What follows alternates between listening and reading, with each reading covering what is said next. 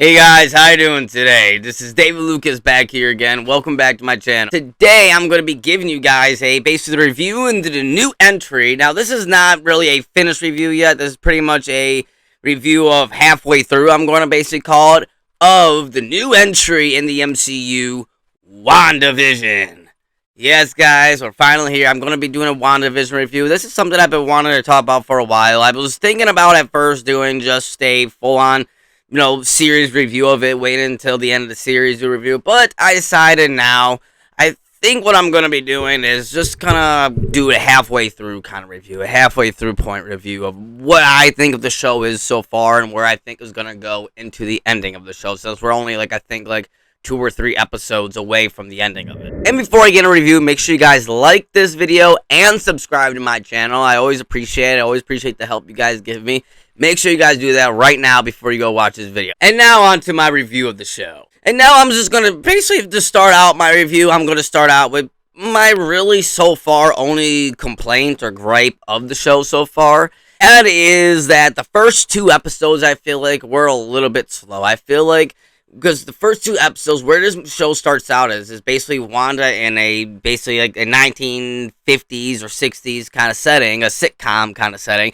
And that stuff was good when it first started. I actually really enjoyed that a lot. I feel like after the first episode, it kind of got a little old because we get to the second episode and it's pretty much the same thing, the same concept. And it's like, all right, I get it. It might get what you're trying to show, but I don't know. It just got a little too old too fast. I would have liked it better if they would have kept the first 2 episodes of the show basically in one episode. And the first episode of the whole series would have been the vision inside of the whole 1950s, 1960s kind of aesthetic. That would have been cool for just the whole first episode. Make it a 40-minute episode and just extend it right there. That's another thing, too, that I kind of complain about, too, is, again, the same thing with The Mandalorian is I wish the episodes were longer. It's the same complaint I have with The Mandalorian is that my only complaint is I wish these were, 40-minute long episodes, but then again, that could be just my own fanboy selfishness talking. That's pretty much it for all that I didn't like on this show so far, but now let me talk about the stuff I actually did really like and enjoy on this. Right off the bat, I gotta say, this is absolutely something completely different from anything Marvel's ever done. I don't think Marvel's ever done anything like this before. Just from the first episode alone, with the black and white sitcom kind of stuff there, and the way how they talked, and the whole dialogue and everything spoken, it was very different, very just out there. Wait, am I actually watching a Marvel show? Is this something I'm actually watching? And that's something I really liked about it. That's something I've been wanting Marvel to do for a while, because after a while with, Captain Marvel and Ant-Man 2, I started to feel like Marvel has been kind of just doing the same thing and repeating itself, a little bit over and over. But now I feel like after the first episode, actually, not just the first 2 episodes, but the first episode, I was like, all right, I'm in now. I am completely in. Something, too, that I really love about the show is that it does have this overall mystery behind it. It has this overall, who is doing what. It's a who's who kind of mystery kind of thing. And we get it, as the show goes on, we start getting a more clear vision of what's going on. We pretty much find out that Wanda is in. Now, this is a spoiler, so anyone knows. There's going to be spoilers in here, but I'm not going to go into details of spoilers, but pretty much spoilers are going to be said. And from right off the bat, we see that Wanda is in control of some of the stuff. We see it. We see her controlling people. We see her zapping people out, even in one episode where I think it's episode 5. Yeah, I'm pretty sure it's episode 5, where we see Vision talking to one of his co-workers, and he snaps his co-workers out of this trance or something he has real quick, and the guy goes, she's doing it, she's controlling us. Now, that being said, I think there are other villains that are going to be in here, and I'm going to get into that a little bit. Now, there's a whole bunch of theories and speculations of who is really in control. I mean, we get it that Wanda is in control of some of this. Wanda is partially in control, and that she is doing most of this. But there also is some hints and clues, and honestly, some pretty good facts to show that Wanda's not in full control, that this is not all Wanda doing this. And I feel like, personally, that one of their neighbors who comes in here a lot, Agnes, I have a theory that from the comics, there was a basically witch of a friend of Wanda's, a witch named Agatha Harkness. And what I think Agnes is kind of like a shorter version of Agatha Harkness, and she's basically playing a version of that character from the comic books.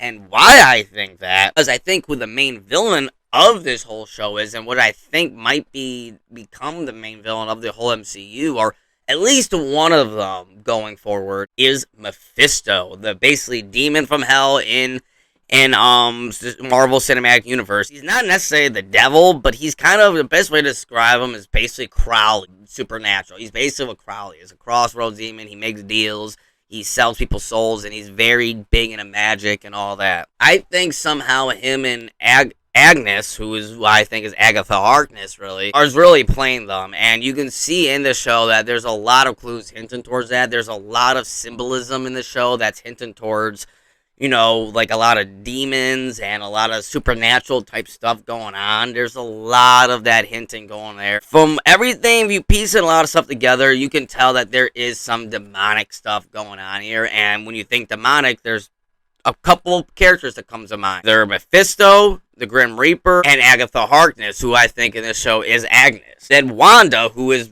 the main character of the show, basically. I also love how this show is set up, too, because from what we know, Wanda is going to be the villain of Doctor Strange to the Multiverse, the Doctor Strange movie. And from what we know is that this show is supposed to set up the events leading up to Spider-Man 3, and then Spider-Man 3 is going to lead up to the events of going into Doctor Strange 2 into the multiverse. Multiverse of Madness. Multiverse of Madness. And from what we know is Wanda's going to be the villain of that. Of the multiverse. She's going to unleash the multiverse, basically. And we are seeing hints of that in this show. We see a lot of hints. There's a lot of times where Wanda kind of snaps and she gets angry. And then she looks at some characters and then her eyes go red. And you're like, whoa. And commending to Elizabeth Olsen's acting. Her acting, this is probably my favorite version of Wanda, I think, in the whole MCU. For this, I wasn't really crazy about Wanda. I was like, all right, Scarlet Witch, whatever. I wasn't crazy about her. But now, just 6 episodes into this show, I'm a huge fan.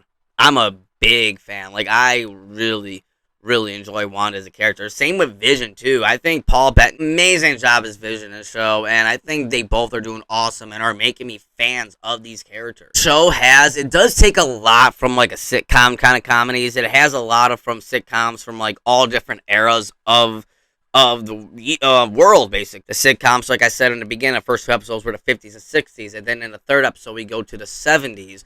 And then the 4th, we're in the 80s. And then the 5th episode, we're in the 80s going into the 90s, it seems like. And now in the 6th episode, it seems like we're right in the early 2000s. Each episode is so distinct in each of the things. And I love that. I love how the ones set in the 50s and 60s feel like 50s and 60s shows. The ones set in the 70s feels like a 70s show. The ones set in the 80s and the 90s feels like times with that. And now currently, the one that just came out, episode 6, that feels like right smack dab like the year 2000, 2001, 1999 going to 2000. That's what it feels like, and it feels like those shows of those eras too, what I like. But at the same time, it's feeling like its own, and with all that feeling of it, it has this sense of creepiness and unsettlingness through every single episode in the show, where you just know that this is leading up to something dark and something very horrifying, which I think might be the darkest thing maybe the MCU, whatever, is going to. I still believe Doctor Strange into Multiverse of Madness might be one of the most darkest things the MCU has ever brought out, and I think WandaVision is what's teasing for that, with all this demonology and demon and supernatural stuff going on in this show, and magic stuff. One of my favorite things of this show, which has pretty much been a lot of everyone's favorite things of the show, is the trio of Monica Rambeau from, if you remember, she was the girl in Captain Marvel 2, all grown up now. She's a sword agent. And Jimmy Woo from the Ant-Man movies and Darcy from the Thor movies. They're just 3 different side characters picked from different one of the movies in the Marvel Cinematic Universe, plopped here, and now are basically a trio. They're basically the team that's basically us. They basically are us watching the show. And that's something else, too, I love the show is doing. Is basically, it's a show within a show. It's so good. I love how Marvel is doing this. It's so different than anything Marvel is doing, and this trio of them is so great. Every time either one of them are on screen together, I love it, and I'm excited. Honestly, I might be the only one that thinks this, but I feel like the story with Sword and all them is a little bit more interesting than the Wanda story. And I like the Wanda story. I am all interested in it. I'm loving it. I'm all in there. But I don't know. Every time, we see Wu on screen or Darcy or even Monica Rambeau, I'm like, I like this. I really like this mystery, that how they're trying to figure it all out and how they are basically us right now trying to figure it all out too. Something I love too is that they are us. We're like on their shoulders right now figuring out as they figure it out. And I love it when movies and shows do that. Now, one of the last things I gotta mention in this review that I can't not do this review without mentioning is the big reveal in so far the show, so far halfway through, which I think we're gonna get another big reveal. But so far, the reveal that we got, the big reveal, was of course Quicksilver from the X-Men movies coming in here to play Quicksilver from the MCU. Yes, guys, Evan Peters from the X-Men movies, from the Fox X-Men movies, is now playing Quicksilver from the MCU, who used to be played by Aaron Taylor Johnson, and now he's back. And if you guys remember in Age of Ultron, Quicksilver's dead. He got shot up and he's dead. Well, somehow, some way or another, and I love how they actually mention this in the show, is actually part of the plot going forward in the show, which I really like. They're even saying the show's like, why do you look different? Like, why are you're not the same person that you were when you died, but yet you're still Pietro, you're still Quicksilver. And they mention that in the show too, even though us as the audience are going, yeah, there's a different actor playing them, and they mention that in the show. I feel like Marvel doesn't do anything on accident. Marvel doesn't do anything for fun.